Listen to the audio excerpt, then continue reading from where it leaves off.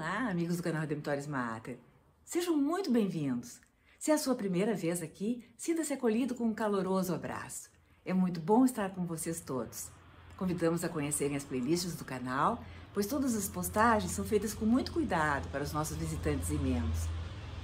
E não se esqueçam de se inscrever e de clicar o seu joinha. Isso colaborará muito com o nosso canal e fará com que mais pessoas possam ser alcançadas por aqueles conteúdos que nós aqui divulgamos. Neste vídeo, queremos falar sobre justificação. É a palavra que expressa a doutrina da salvação no Novo Testamento. Pode se referir à ação divina ou a um processo espiritual. Como ação divina, a justificação é o momento em que Deus torna justo aquele que acredita em Cristo e faz com ele uma aliança. Como um processo, a justificação é o crescimento na justiça e na graça que acontece no crente que abraça as demandas do Evangelho e que se submete à guia do Espírito Santo. Na linguagem bíblica, há uma relação próxima entre o verbo justificar, a palavra justiça e o adjetivo justo. Mas as palavras justiça e justo, no caso, não têm um significado jurídico, não significam dar a cada pessoa na sociedade o que é seu, conforme o conceito que nos vem da antiguidade. O padrão de julgamento, em vez disso, é o da vivência da aliança entre Deus e o seu povo. A maior ênfase teológica da justificação está no Novo Testamento, embora suas bases se encontrem ainda no Antigo. E ali repousam no princípio da administração da lei e da justiça no Antigo Israel. O verbo justificar significava absolver alguém das acusações. Nesse significado, a justificação é um pronunciamento formal de justiça ou de inocência por Deus no céu, como em Isaías 50, versículo 8, ou por um juiz qualificado na terra, como em Isaías 5, versículo 23. Ai daqueles que por uma dádiva absolvem o culpado e negam justiça àquele que tem o direito a seu lado. A justiça é um estado de conformidade com a aliança, e agir justamente significa cumprir as próprias obrigações, guardando os mandamentos da aliança, como está, por exemplo, em Deuteronômio 6, versículo 25. Seremos, pois, tidos por justos se tivermos o cuidado de nos conformar a toda essa lei diante do Senhor nosso Deus, como Ele nos mandou. Então, o primeiro contexto de justificação é da aliança histórica entre Israel e Javé. Mas ela também é projetada para o futuro escatológico. O quarto canto do servo sofredor de Isaías é a visão de um homem rejeitado por seu próprio povo. O servo sofredor de Isaías está nos capítulos 52 e 53. Apesar de sua inocência, ele se submete à violência, fazendo-se um sacrifício pela iniquidade de todos. O profeta, então, anuncia que não só esse servo suportará o pecado de muitos, mas também justificará a muitos, fará muitos serem contados entre os justos. Os autores cristãos notaram que essa noção de justificação estava relacionada com um Messias sofredor, que oferece a sua vida em expiação pelos pecados, obtendo um status novo de justiça para muitos. E identificaram esse servo sofredor com Jesus Cristo. Jesus não fala muitas vezes de justificação, pelo menos explicitamente. Há uma passagem em Mateus 12, versículos 36 a 37, em que ele fala: Eu vos digo, no dia do juízo, os homens prestarão contas de toda a palavra vã que tiverem proferido. É por tuas palavras que serás justificado ou condenado. Aqui ele está falando da justificação final dos santos, do julgamento final. Num outro caso, na parábola do publicano, ele conta a história de dois homens que estão rezando no templo.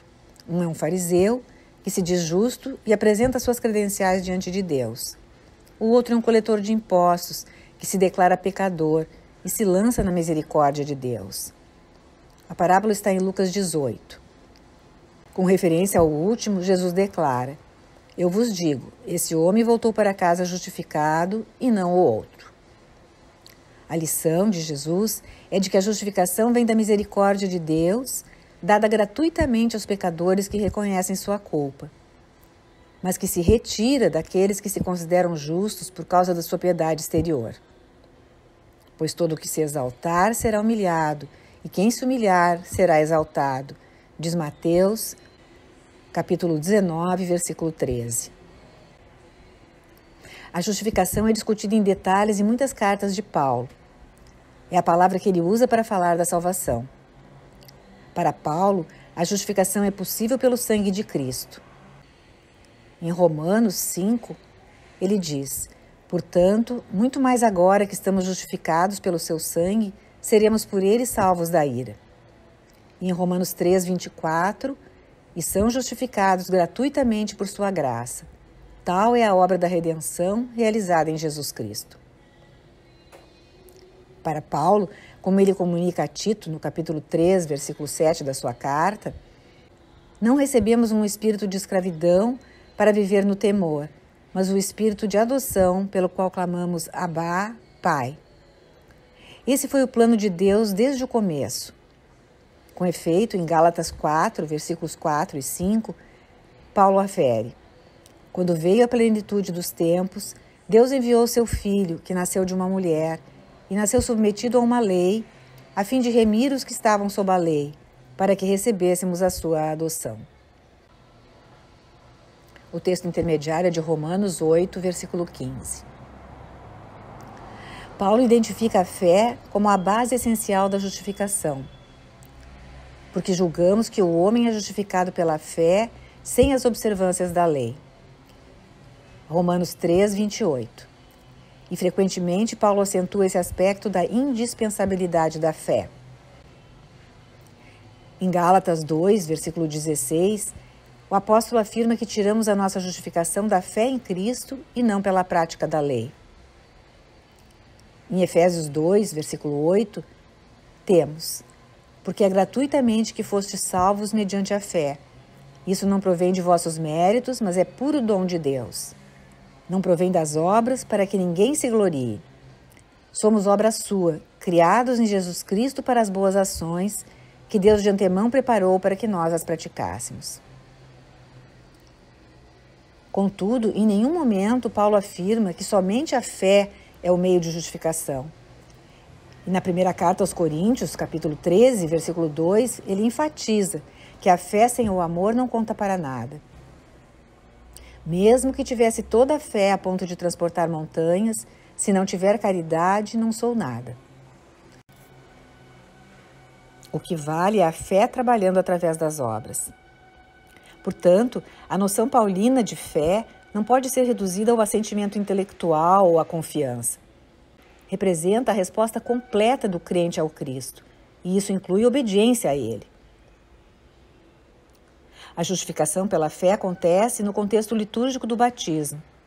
Na primeira carta aos Coríntios, capítulo 6, versículo 11, Paulo enfatiza: mas fostes lavados, mas fostes santificados, mas fostes justificados em nome do Senhor Jesus Cristo e pelo Espírito de nosso Deus.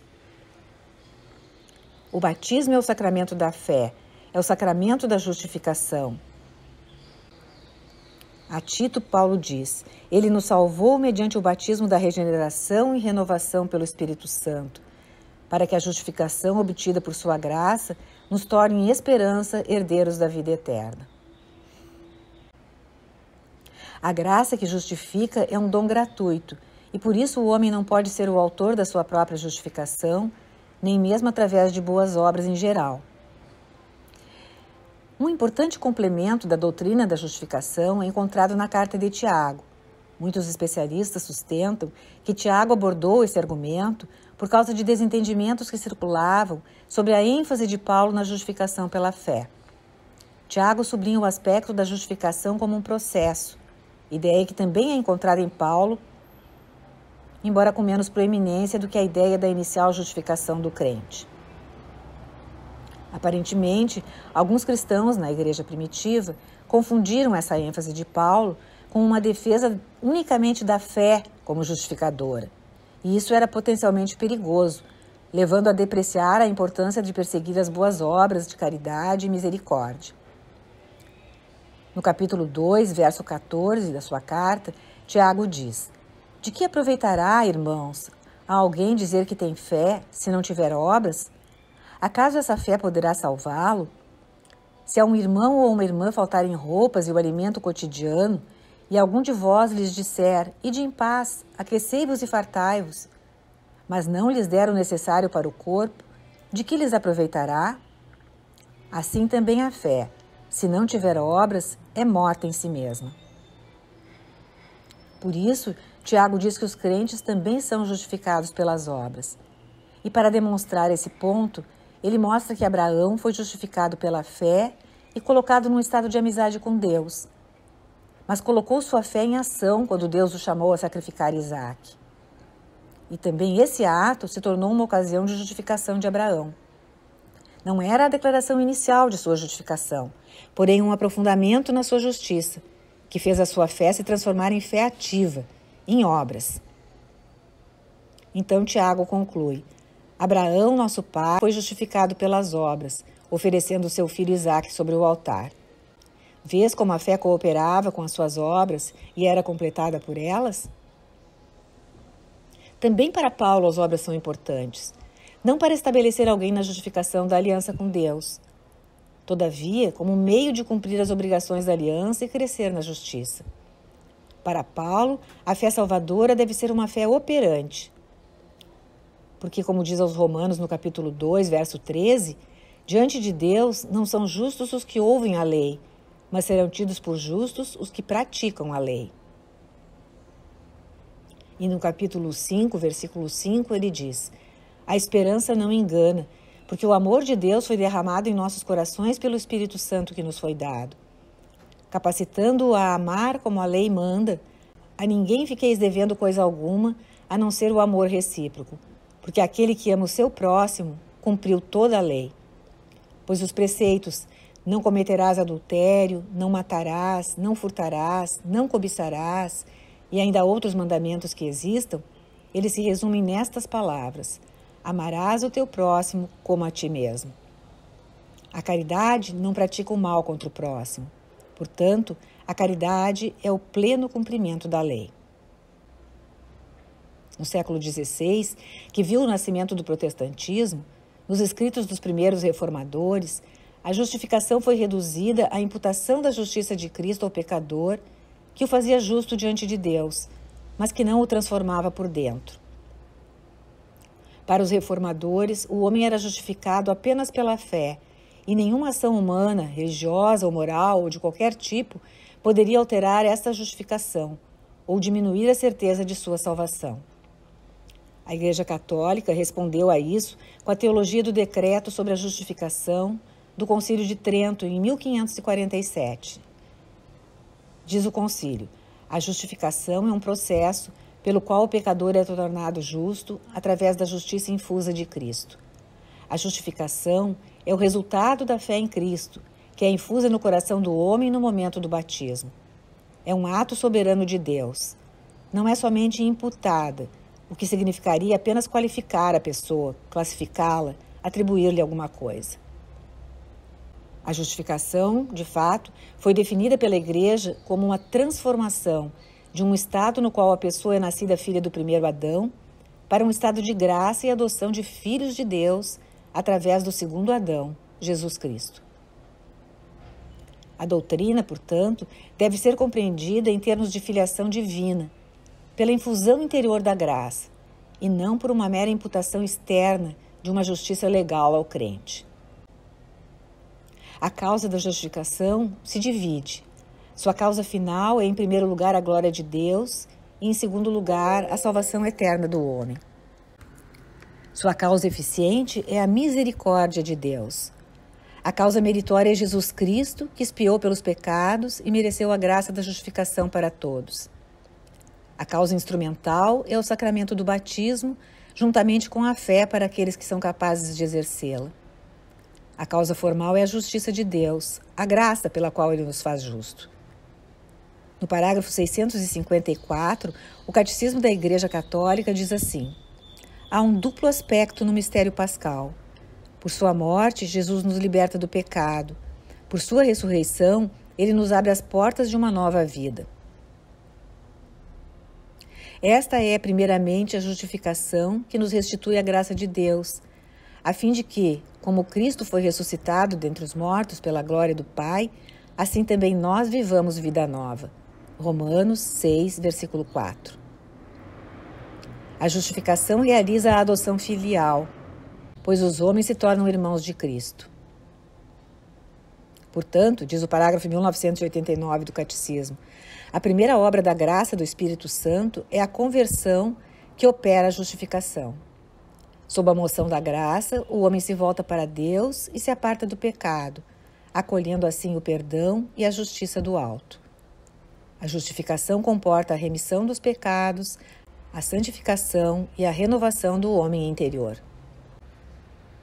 A fé, a esperança e a caridade se derramam em nossos corações e é-nos concedida a obediência à vontade divina. Assim, a justificação é a obra mais excelente do amor de Deus, manifestado em Cristo Jesus e concedido pelo Espírito Santo. O Catecismo, no parágrafo 1994, conta que Santo Agostinho pensa que a justificação do ímpio é uma obra maior que a criação dos céus e da terra, pois os céus e a terra passarão, ao passo que a salvação e a justificação dos eleitos permanecerão para sempre. Ele pensa até que a justificação dos pecadores é uma obra maior que a criação dos anjos na justiça, pelo fato de testemunhar uma misericórdia maior. O Espírito Santo, diz o parágrafo 1995, é o mestre interior. Gerando o homem interior, a justificação implica a santificação de todo o ser. Como outrora entregastes vossos membros à escravidão da impureza e da desordem, para viver desregradamente, assim entregai agora vossos membros a serviço da justiça, para a santificação. Agora, libertos do pecado e postos a serviço de Deus, tendes como fruto a santificação, e o fim é a vida eterna. Romanos 6, versículos 19 a 22.